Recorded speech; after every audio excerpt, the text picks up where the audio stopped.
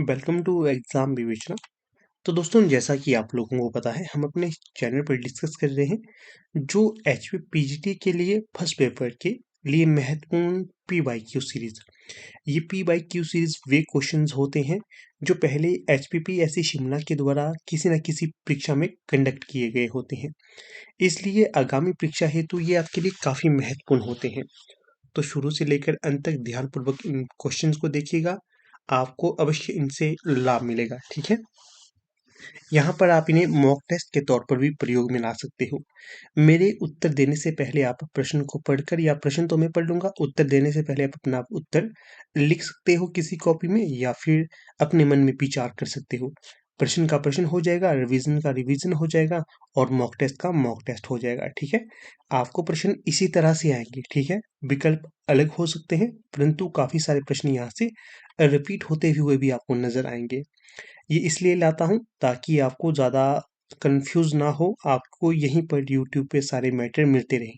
ठीक है, अपनी तरफ से कोई प्रश्न नहीं बनाया गया है, जो बोर्ड के द्वारा पहले प्रश्न बनाए गए हैं उन्हीं का रिवीजन आपको यहाँ पर करवाता हूँ।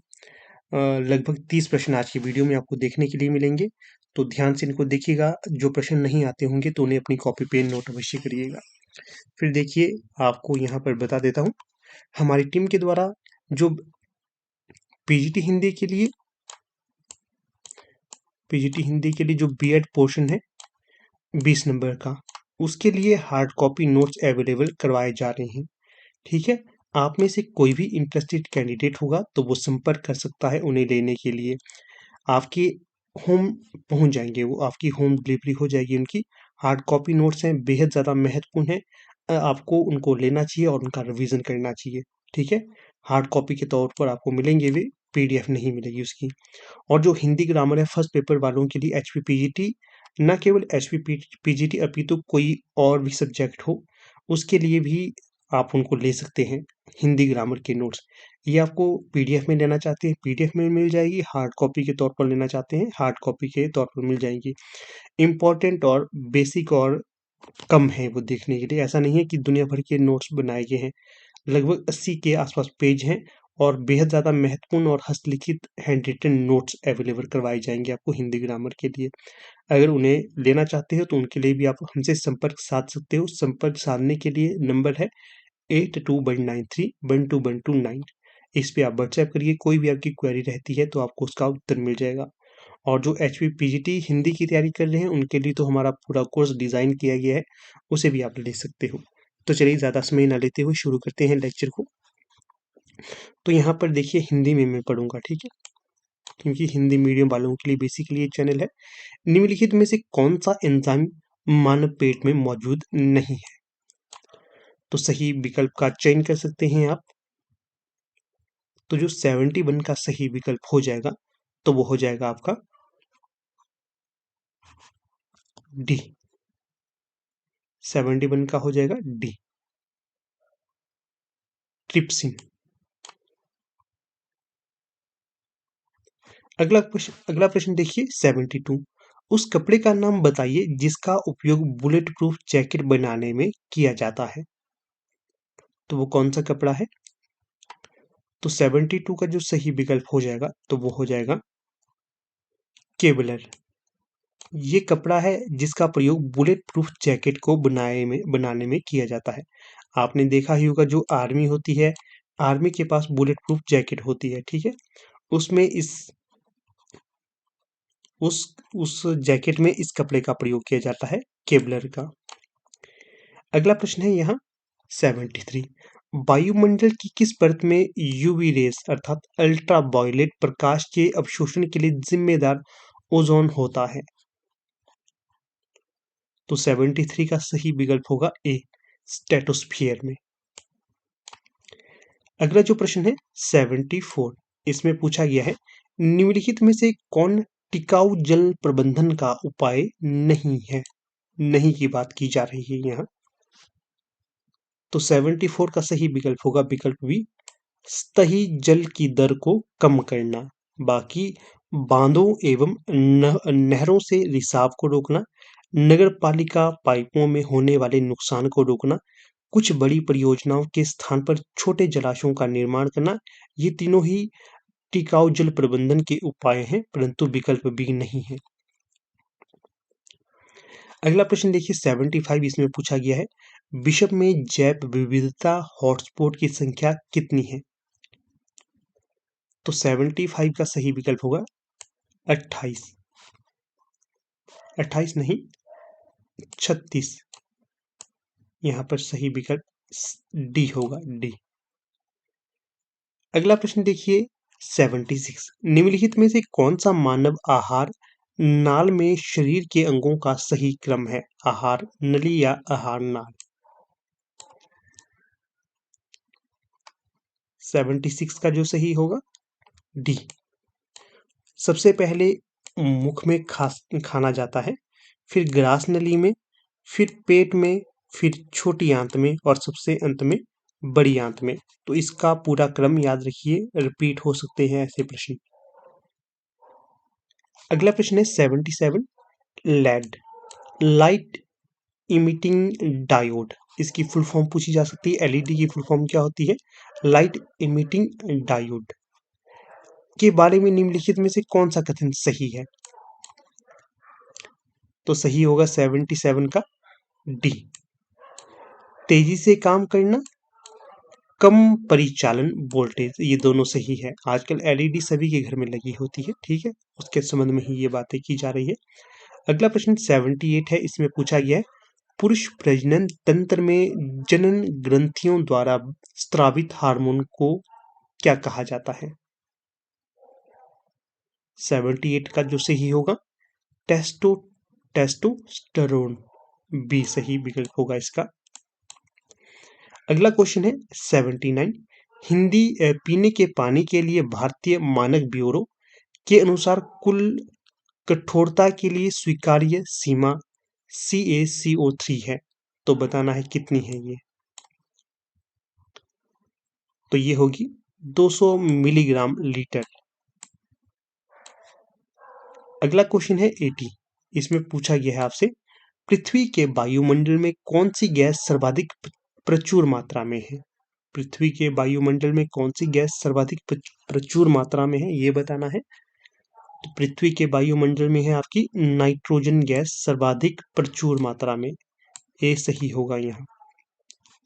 अगला जो प्रश्न है 81, इसमें पूछा गया है निम्नलिखित में से कौन सा विमान पतन स्थल हिमाचल प्रदेश में नहीं है? हिमाचल प्रदेश में देखिए जौलीग्रांट नहीं है, भुंतर कुल्लू में है, गगल आपका कहाँ है? गगल ये अपना इसमें है कांगड़ा में, जुब्बड़हट्टी शिमला में है। अगला क्वेश्चन है हरि राय मंदिर कहाँ स्थित है? तो जो हरि राय मंदिर स्थित होगा आपका, तो ये आपके चंबा में होगा, डी चंबा में। अगला क्वेश्चन देखिए 83, हिमाचल प्रदेश के राजकीय पक्षी का क्या नाम है? हिमाचल प्रदेश के राजकीय पक्षी का जो नाम होगा जुजूराना या जाजूराना, वेस्टर्न टेगोपान भी से कहा जाता है। अगला क्वेश्चन देखिएगा 84, इसमें क्या पूछा गया है निम्नलिखित में से कौन सी संसार की सबसे ऊंची वाहन चलाने योग्य सुरंग है? 84 का सही होगा अटल टनल, अटल सुरंग। अगला क्वेश्चन देखिए 85, रावी नदी का संस्कृत भाषा में क्या नाम है? रावी नदी को संस्कृत भाषा में क्या कहा जाता है? तो 85 का जो सही होगा, तो ये होगा विकल्प ए इरावती। अगला क्वेश्चन है 86, तो इसमें पूछा गया है आपसे हिमाचल प्रदेश नाम का विरोध इसके निर्माण के समय किसने किया? काफी इंटरेस्टेड प्रश्न है ये भी। तो जो 86 का सही विकल्प हो जाएगा, तो वो होगा विकल्प ए, हिमालयन हिल स्टेट्स सब रीजनल काउंसिल के द्वारा ये विरोध किया गया था। अगला जो प्रश्न है 87, history of the Mandi state नामक पुस्तक किसने लिखी है? तो ये लिखी गई है 87 का मनमोहन जी के द्वारा। ये हमारे प्राइम मिनिस्टर नहीं है, ये इतिहासकार है, इनके द्वारा लिखी गई थी। हमारे भूतपूर्व प्रधानमंत्री कौन थे? मनमोहन सिंह, उनकी बात कर रहा हूँ, ये वो नहीं है। हमारे वर्तमान में तो मोदी जी हैं प्रधानमंत्री, नरेंद्र दामोदर दास मोदी जी। अगला क्वेश्चन है 88। नीचे दो कथन दिए गए हैं, इनके बारे में बताना है। कथन एक है, 88 की बात कर रहा हूं मैं। कथन एक क्या है? कुक्ती दर्रा जिला चंबा के भरमौर क्षेत्र व लाहौल स्पीति को जोड़ता है। और कथन दो क्या है यहाँ पर? कथन दो है, रावी नदी का पानी दूधन हिमखंड से आता है। तो बताइएगा कौन सा यहाँ पर सही है, कौन सा नहीं। तो देखिए बता देता हूँ। कुक्ती दर्रा, आपका कुक्ती दर्रा चंबा के चंबा के भरमौर और लाहौल स्पीति को जोड़ता है।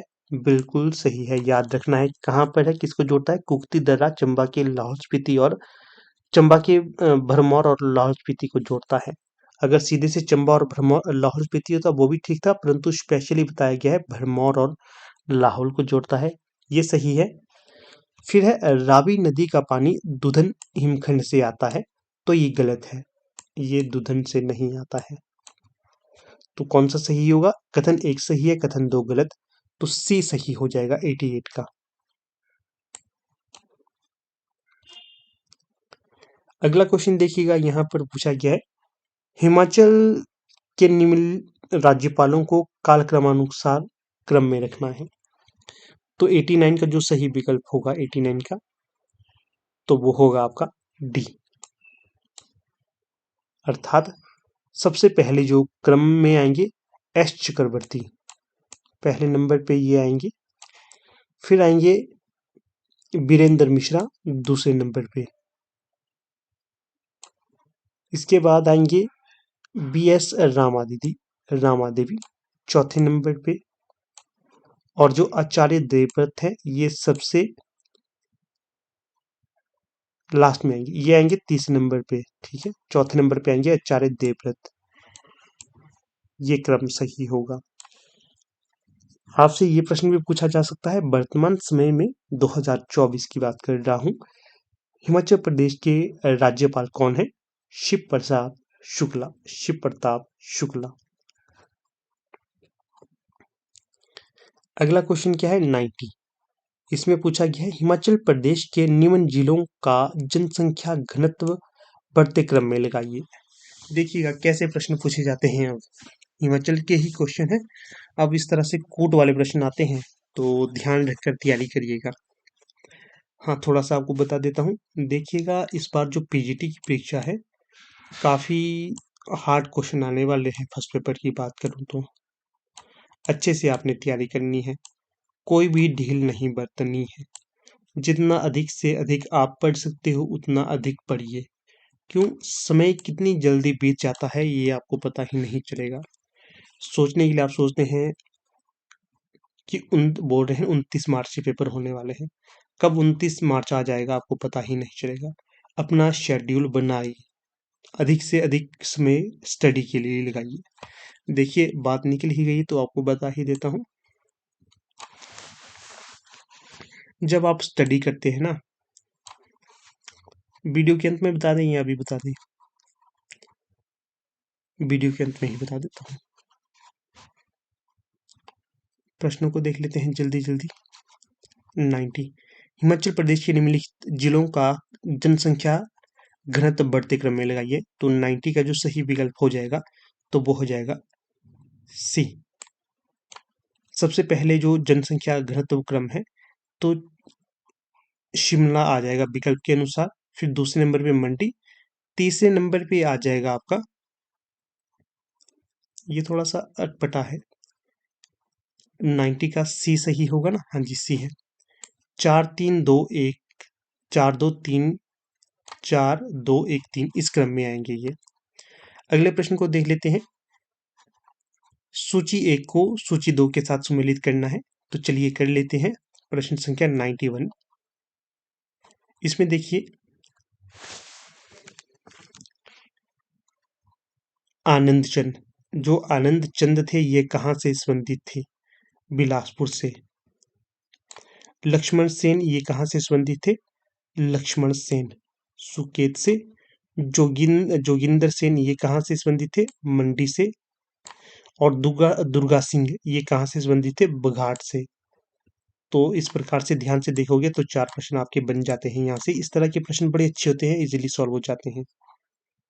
अगला जो प्रश्न है, इसमें भी सूची 1 को सूची 2 के साथ सम्मिलित करना है। एक तरफ घाटी है, दूसरा स्थान दिया गया है। तो इसमें देखते हैं इसमें कौन सा सही विकल्प होगा 92 का। बसपा घाटी कहाँ पर है? बसपा आपके किन्नौर में है जी। रीवा घाटी कहाँ पर है? किन्नौर में। पिन घाटी कहाँ पर है? लाहौल स्पीति में। और बलह घाटी कहाँ पर है? आपके मंडी में है। तीर्थन घाटी कहाँ पर है? कुल्लू में है तीर्थन घाटी। ठीक है, किसने कुल्लू का सी किसने कर दिया? बलह कहाँ? कुल्लू में है। और पार्वती घाटी कहाँ पर है? कुल्लू में है। खराल घाटी कहाँ पर है? कुल्लू में है। लग वैली कहाँ पर है? कुल्लू में है। और हाँ, यही ज़्यादातर पूछे जाते हैं, बाकी तो पूछे नहीं जाते हैं। डी सही विकल्प होगा यहाँ पर। अगला प्रश्न है यहाँ पर 93 में, हिमाचल प्रदेश के पहले लोकायुक्त कौन थे? जो 93 का सही विकल्प होगा 93 का, न्यायमूर्ति TR टाटाचारी। डी सही विकल्प होगा यहाँ। अगला प्रश्न है 94, 4116 मीटर की ऊंचाई पर स्थित कौन सी झील पार्वती नदी का स्रोत है? मानतलाई झील। ये मानतलाई झील होगी। मानतलाई झील से पार्वती पार्वती नदी कहाँ से निकलती है? मानतलाई झील से। और ये कहाँ पर बहती है? ये बहती है कुल्लू के मणिकर्ण क्षेत्र में। ठीक है, रूपी वैली कह सकते हैं आप, रूपी वैली में बहती है ये। जो रूपी वैली है कहाँ पर है? कुल्लू में है। रूपी वैली को आपकी चांदी का क्षेत्र माना जाता है, चांदी का गढ़। पहले यहाँ पर बहुत ज्यादा चांदी की खानें होती थी, वर्तमान समय में तो नहीं है। इसकी ऊंचाई देखिए कितनी है, 4116 मीटर। ये भी प्रश्न बन सकता है। फिर अगले प्रश्न को देखिए, 1966 में हिमाचल में विलय से पहले ऊना किस जिले का हिस्सा था?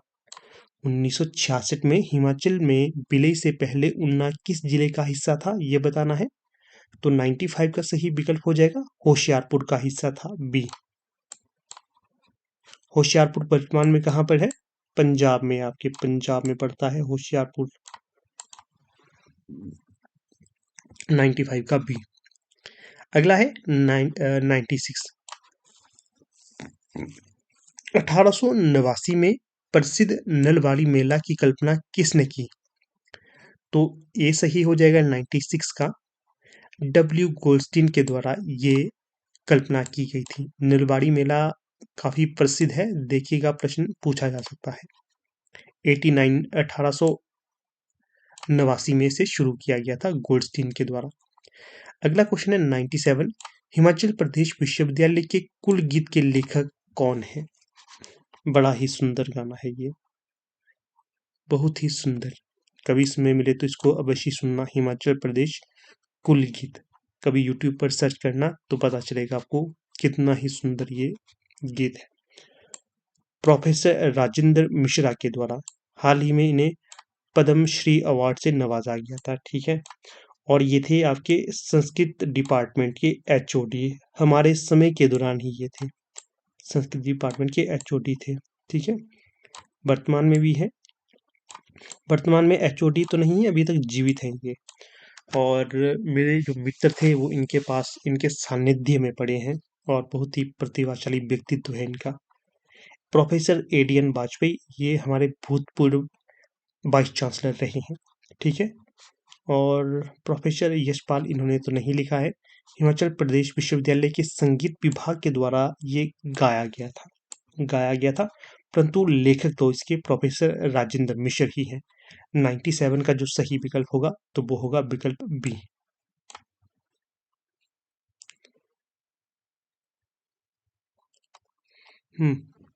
कई बार ये भी प्रश्न पूछा जाता है, हिमाचल प्रदेश विश्वविद्यालय कहाँ पर है? शिमला के कहाँ पर? समर हिल में, शिमला के समर हिल में है। अगला प्रश्न देखिएगा 98, इसमें क्या पूछा गया है, 1 नवंबर 1966 को जब पंजाब राज्य का पुनर्गठन हुआ तो नालागढ़ को एक तहसील के रूप में किस जिले में मिलाया गया? तो ये मिलाया गया आपको 98 का जो सही होगा, शिमला के अंतर्गत मिलाया गया था। 98 का सी। 99 वर्ष 1846 में आलीवाल का युद्ध किन सेनाओं के बीच लड़ा गया था? 99 का भी होगा बी। अंग्रेज और सिख के बीच में 1846 में आलीवाल का युद्ध लड़ा गया था। अगला प्रश्न है, कौन सी नदी हिमाचल प्रदेश के सिरमौर जिले को लगभग 2 बराबर भागों में विभाजित करती है? तो 100 का सही विकल्प होगा गिरी नदी हिमाचल प्रदेश के सिरमौर जिले को 2 बराबर भागों में बांटती है। तो ये था कुछ इस प्रकार से आज का ये हमारा लेक्चर। ठीक है, काफी महत्वपूर्ण होगा ये आपकी परीक्षा हेतु। आपको स्तर पता चलता जा रहा होगा क्या स्तर किस तरह बढ़ रहा है। तो इसी से आप तैयारी करते जाइएगा इस लेवल को आधार में रखकर। फिर अब बात करेंगे हम सिलेबस से, सिलेबस नहीं, शेड्यूल पर बात करेंगे हम। देखिए, जरूरी नहीं है कि सभी इस टाइम टेबल को फॉलो करें। ठीक है, आप अपने हिसाब से अपने शेड्यूल को बना सकते हो। मैं थोड़ा सा बता देता हूँ ताकि आपको थोड़ा सा दुविधा ना हो। आप इसको फॉलो कर सकते हैं, नहीं भी कर सकते, परंतु कईयों को फायदा होता है, कई पूछते हैं, तो मैं बता रहा हूँ। देखिएगा, आपके पास देखिए कई होते हैं, हाउस वाइफ होती हैं, कई जॉब करते हैं, तो समय बहुत कम होता है। तैयारी कैसे करें?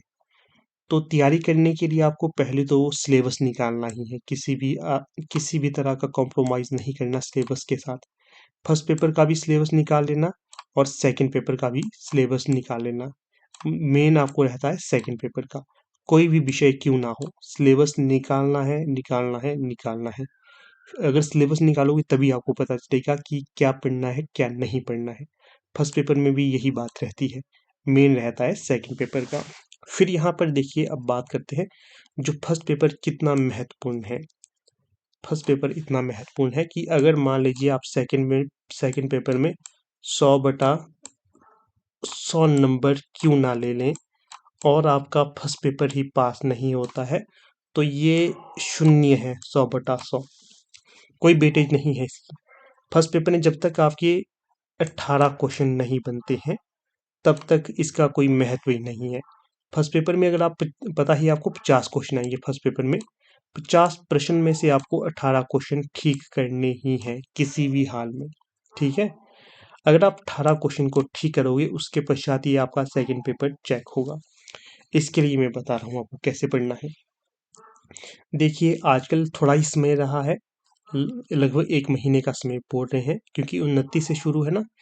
आप 29 दिनों को, 30 दिनों को कितना करिए, 2 महीने के बराबर, और रात दिन स्टडी करते रहिएगा। रात दिन से तात्पर्य है सुबह भी आप 4 से 5 बजे उठ जाइए स्टडी करने के लिए, 4 से 5 बजे तक। ठीक है, अगर घर का काम भी कुछ करना होता है या फिर जॉब जूब में भी जाना होता है तो आप 7:30 या 8 बजे से अपना वहाँ का काम शुरू कर सकते हैं।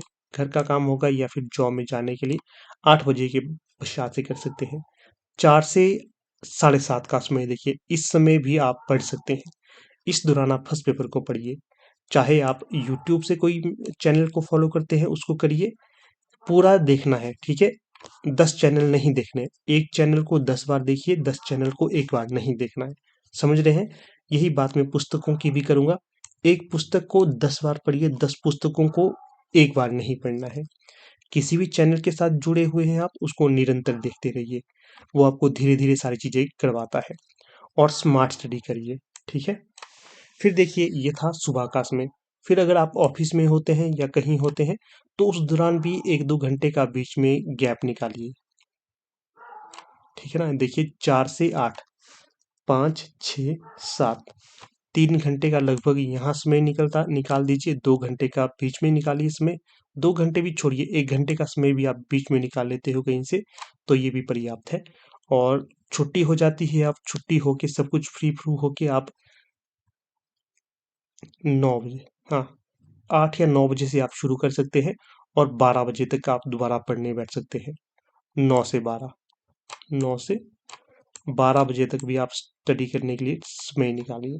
10, 11, 12 लगभग 3 घंटे यहाँ पर भी आपके निकलते हैं। 10, 11, 12 तो देखिए कितना हो गया, 3, 3, 6, 6, 1, 7, 7 घंटे आप इस तरह से निकाल सकते हो अपनी स्टडी के लिए। आज के समय की बात कर रहा हूँ, आगे की नहीं, आज की।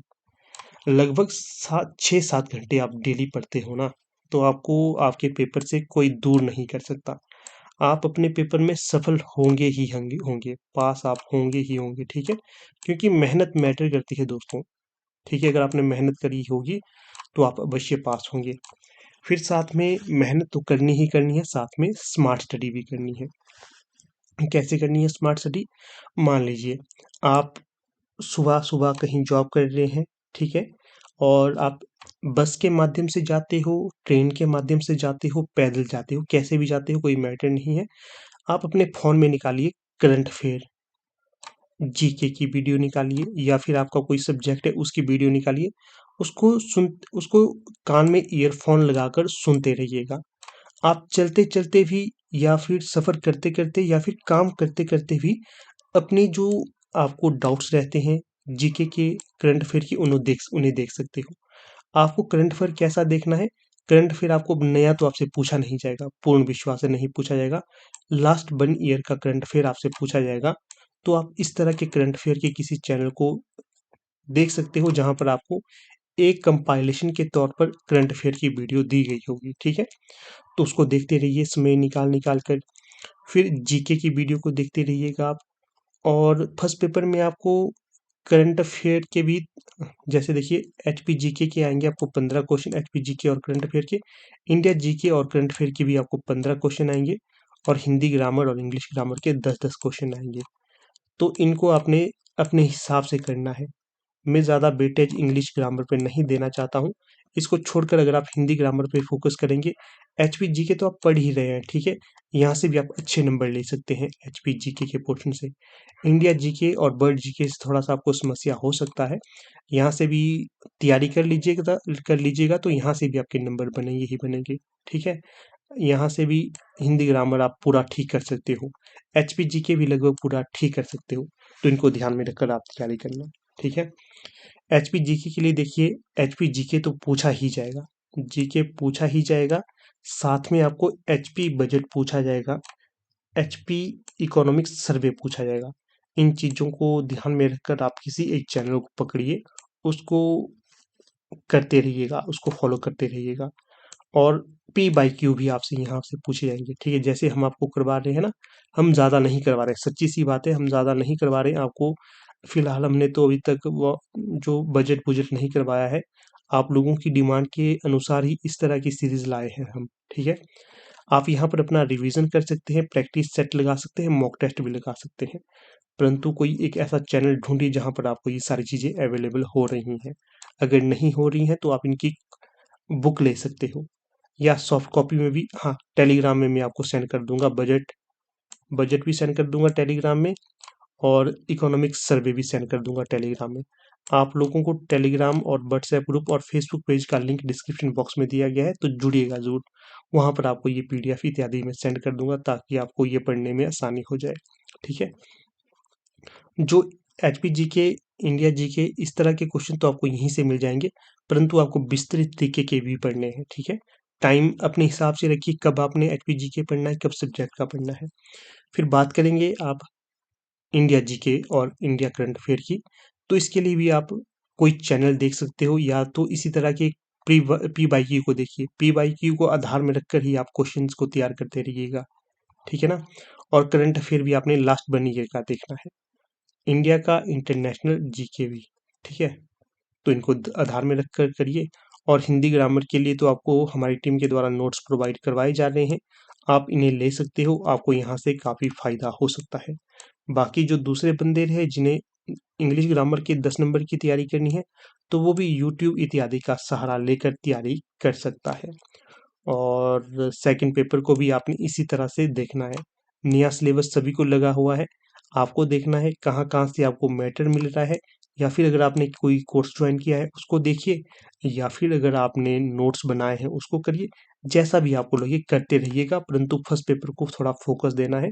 फर्स्ट पेपर ही अगर आपका पास नहीं होता है तो बड़ी समस्या हो जाएगी, इतनी मेहनत करने का कोई फ़ायदा नहीं मिलेगा।